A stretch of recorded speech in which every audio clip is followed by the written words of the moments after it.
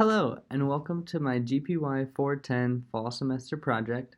My name is Joey Proctor, and I will be discussing the landscape assessment and management of the Sandy Pines recreational community.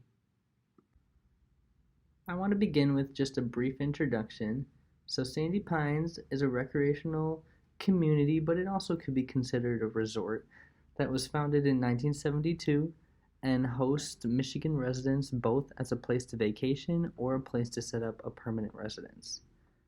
It has grown in popularity over the years. However, this means that there is consistently more and more demand on the natural systems that surround it, and they are quickly being exhausted, which is what this project focuses on. This project specifically focuses on identifying the stressors that create problems in the natural environment, show their causes, and also take that information along with other research to come up with the best suggestions that would benefit the health and management of the landscape. So on the bottom here, we see the Sandy Pines mission statement that can be found on their website. It reads, "We are dedicated to providing a fun and safe environment where families and friends create a lifetime of memories." And so I saw this right at the start of the project, and I knew that this was the baseline for what I was doing with my work. And this is where we're focusing on the fine line of giving that safe environment to the residents that provides good quality ecosystem services, not only for humans, but for the natural environment, but also to not hamper the fun that people have and to make them have an equally exciting experience. So I just wanted to give a little more background information about Sandy Pines. First and foremost, it is a campground. It features 813 acres, and its population swells to about 15,000 people in the summertime. That is the busiest time of year because it is closed in the winter and the water for residents gets turned off, so not many people decide to stay. But overall, it has roughly 2,000 sites that members can either own or semi-own and pay for, or they have rental sites that you can either rent for a day or a weekend, whatever you'd like. The recreational side of Sandy Pines is a little more fun and intriguing to most of the guests. It features a 200-acre lake. This lake is man-made, of course, but it allows for boating, swimming. There are no jet skis allowed because of how shallow the water is, but there are pontoons galore. It has many playgrounds and a water park. It also has sports areas, so you think tennis courts, basketball courts, pickleball. It has a mini golf course. It has an actual golf course, volleyball courts, stuff like that. And then there's also leisure activities, so it has multiple beach areas. It has golf cart paths. It has a sort of chapel slash venue concert setup for events that the park may put on. And originally, it was also a farm. So Sandy Pines is located in Salem Township, and it was a radish and onion farm before it was flooded in 1971 to create the man-made lake that now is in the middle of the property.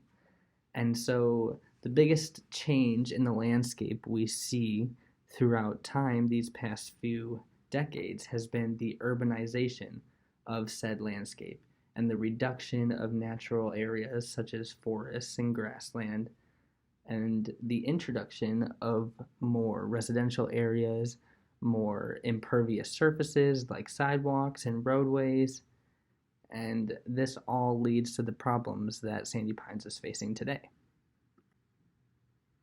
So with my project, the overall goal is to introduce ways in which Sandy Pines can become a more environmentally conscious community. And I mean this in a way that looks at the challenges that the Sandy Pines community is currently facing and how we can get past them using a community-based approach. So some of the challenges that we see today are obviously the overuse of natural resources, partly due in part to an increasing population, but we also see the linear consumption of goods and services. So you got to think in the summertime, people at least on a weekly basis are eating a meal of hot dogs, chip bags, they got paper plates, they got plastic silverware, plastic water bottle consumption goes through the roof. There's just a lot more waste that gets generated when people are outside having a good time partying and stuff. So it makes sense that we want to focus on this linear consumption and turn it more into a circular consumption where people think about where their trash is going. We also see a lot of pollution and fragmentation, which would be expected. If there are more people in the area, then there are more spaces that need to be taken up by those people. And therefore, sadly, that comes at the expense of natural areas most of the time. Another challenge that we face with this project is civic engagement and how much civic involvement we have with the solutions that we want to propose. So we can do all this research, create these amazing proposals that we think would fix all of their problems. But if the Sandy Pines community looks at those solutions and goes, absolutely not, get that away from us, then we're really not doing any good for them. Because the point of this, as we see in one of our objectives, the last objective, is to find a balance between resident enjoyment and their experience that they have and ecosystem needs. And where that balance falls is what we want to try to aim in and implement strategies to work towards. So that being said, some of the objectives of this project first are to implement environmentally friendly practices. We will go into this more in depth later on, but we want to get people thinking more about the environment instead of just going to Sandy Pines and having a good time. We also want to restore natural landscape elements, so stuff like remnant patches or waterways that may get clogged by debris and oil and stuff like that. We want to focus on that because when the ecosystem is healthy, that means the things we get out of it are also healthy. And finally, like I talked about, we want a balance between the experience that residents have in Sandy Pines as well as the needs and health of the ecosystem and the animals that call it home as well. My methodology consists of multiple methods, as you can see. So first we have data and materials. I utilized Google Earth to get images of, or satellite images of the Sandy Pines area, and I used these to create my maps that we will see later on. I also utilized an iPad to create sketches of these maps to showcase the different land cover classifications of the area. And finally, I retrieved historical data from the Sandy Pines website, as they have archived magazines, articles, and blogs and stuff from previous years, dating all the way back actually to 2006. So I found some quality information about what Sandy Pines was like in the past and what they want to work towards in the future. Additionally, we have field observations. So this consisted of 5 total site visits that I made myself to the Sandy Pines area. It's about a 30-minute drive south of Grand Rapids. And this consisted of me taking photographs and writing down notes of my visual observations of not only the work that we did in labs, but also to prepare for this project and seeing for myself what actually was going on within the ecosystem, what problems it was facing, and what solutions I thought on a first-hand basis would benefit the most. So getting into my results and discussion, I stated that Sandy Pines needs solutions to its environmental challenges that are cost-effective, will make a difference, and will not affect guest experiences. And I've come up with 4 proposals that I believe fulfill that. So proposal 1 is pollinator and food gardens. Proposal 2 is recycling incentives. Proposal 3 is land cover projects. And proposal 4 is cleanups and invasive species removal. I grouped my first two proposals together because they both focus directly on community engagement and actually getting the members of Sandy Pines to be physically active with their environment to create a more healthier environment, not only for the plants and animals around them, but also for themselves. So, first off, we have the introduction of pollinator and food gardens. So, these gardens benefit both insects and humans. They are fairly inexpensive and pretty low maintenance. I mean, you do have to take care of the plants themselves, make sure they don't die, obviously, but other than that, they don't really cost that much, and they also help build community bonds.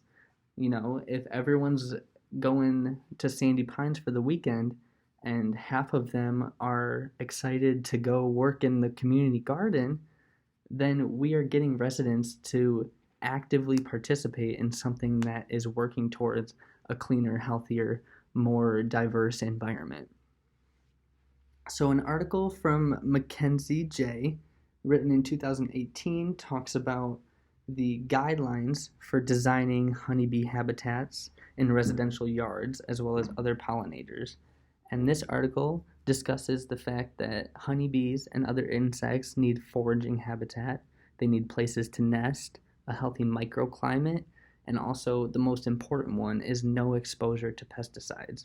So when I saw this, I thought to myself, well, if we do implement food gardens like this in the Sandy Pines area, pesticides I feel like would be a big issue because I know that lots of people love their green grass and they love their plants and they love to spray pesticides everywhere because they don't really know the effects that they have on other things in the environment.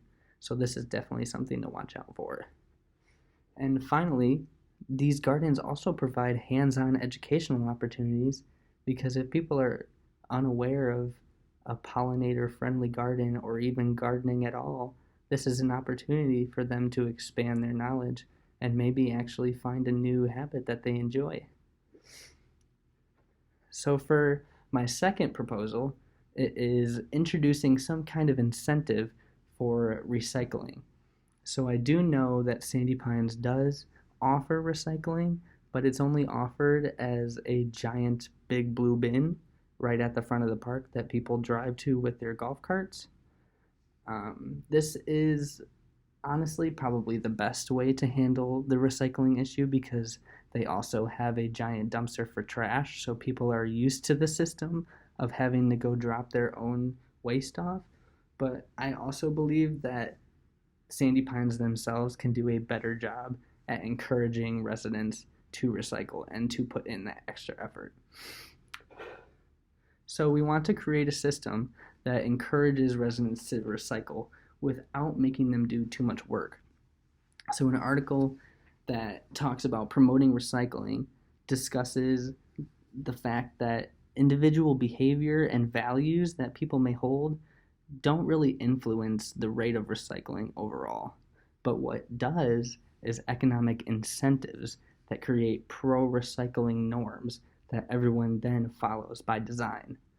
So the system that we want to create focuses on reducing the time and the inconvenience costs that come with recycling because that is the main driver of why people don't recycle because it takes too long. It takes too much time out of their day.